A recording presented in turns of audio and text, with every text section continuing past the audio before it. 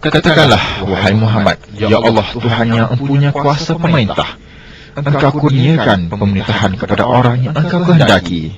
Engkau lucutkan pemerintahan daripada orang-orang yang Engkau kehendaki.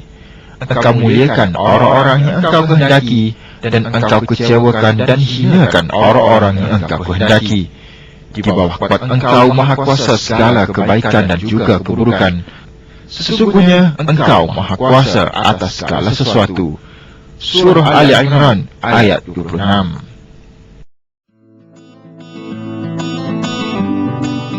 8 Mac 2008 merupakan detik bersejarah bagi seluruh rakyat negeri Perak apabila 3 parti teras Pakatan Rakyat, iaitu DAP, Keadilan dan PAS, berjaya menumbangkan pemerintahan kerajaan Barisan Nasional yang bertapak di bumi Perak sejak tahun 1948 lagi.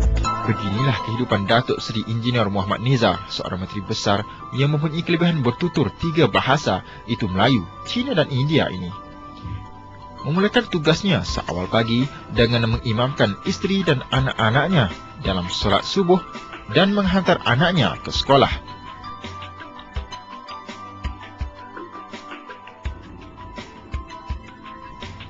Bagi keluarga beliau, tidak apa yang berubah dalam rutin seharian beliau sebelum dan selepas menjadi Menteri Besar, dan apa yang pasti, beliau masih seperti dahulu.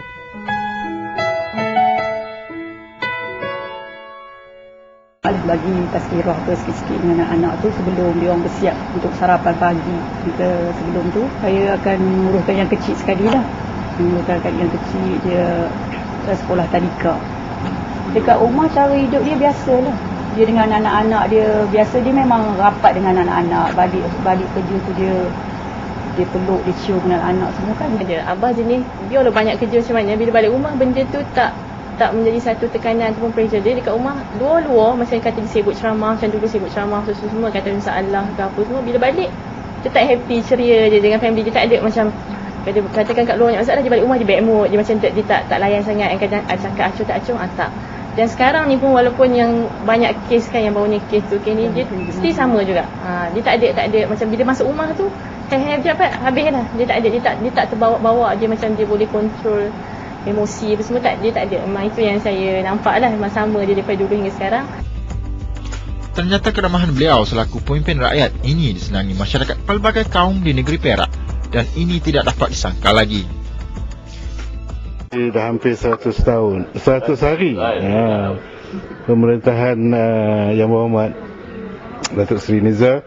Jadi saya rasa banyak perubahan-perubahan yang dilakukan, terutama dari segi penerangan kepada masyarakat. Selain melayan rakyat, beliau juga menerima kunjungan para pelabur dalam dan luar negara yang semakin berminat untuk melabur di negeri Perak dalam pelbagai sektor, antaranya automobil, minyak dan gas, perlubungan biji timah dan sebagainya.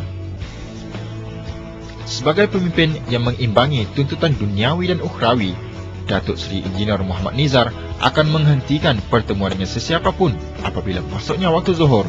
Seterusnya menuju ke surau untuk menunaikan solat secara berjamaah, dan beliau sendiri akan menjadi imamnya.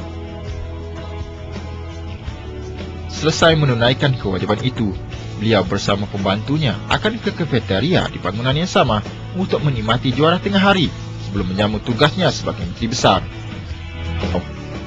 Menjelanginya waktu Isyak, Datuk Seri Muhammad Nizar menuju ke masjid berdekatan kediamannya untuk menunaikan solat Isyak serta menyampaikan tazkirah kepada jemaah yang hadir. Anaknya Datuk Seri Engineer Muhammad Nizar mempunyai majlis rasmi pada sebelah malamnya pula.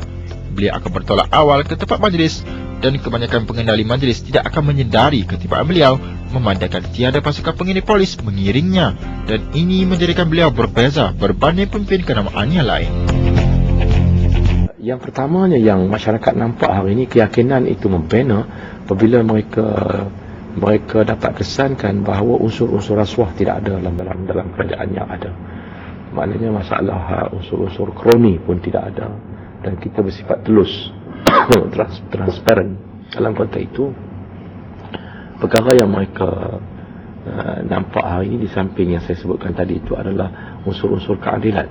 Jadi untuk itu hubungan saya dengan rakan-rakan daripada ahli-ahli Majlis Mesyuarat Kerajaan Negeri dan juga pimpinan daripada tiga-tiga parti di seluruh negeri ini, alhamdulillah buat masa ini cukup baik. Saya merasakan pelabur-pelabur sebelum Pakatan Rakyat ambil alih, mereka ada juga. Tetapi masalahnya, pelabur-pelabur ini bila datang ke negeri Perak, mereka tahu di negeri Perak ni ada macam-macam hasil khazanah, hasil mahsum yang boleh merancakkan pelaburan mereka. Tetapi oleh kerana ada unsur-unsur rasuah, ada unsur-unsur kepentingan diri yang menyebabkan pelabur ni merasa takut dan mereka lari. Semoga negeri Perak terus menikmati kemakmuran yang berkekalan di bawah pentadbiran pemimpin Pakatan Rakyat sekarang ini. Seterusnya melahirkan generasi berakhlak dan dinamik demi kebajikan rakyat seluruhnya.